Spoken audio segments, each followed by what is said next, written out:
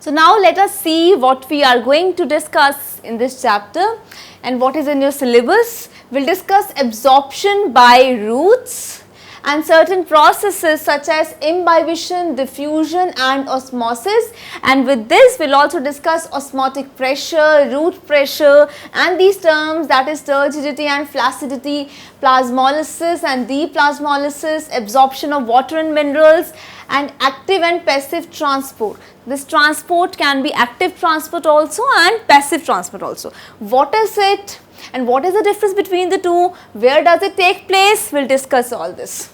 And the importance of root hair, right? And now let us see what is the scope of the syllabus. We will discuss characteristics of roots which make them suitable for absorbing water and the structure of single full grown root hair, right? That structure is very important. Then the rise of water up to the xylem, a general idea of the cohesive, adhesive forces and transpiration pull.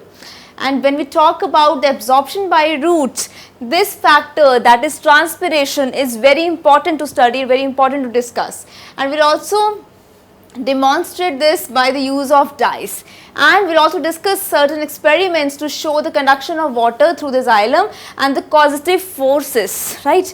So this is what is in your syllabus that we will be discussing in this chapter. I hope you will clearly understand how does the absorption by roots actually take place and the processes, that is imbibition, diffusion, osmosis.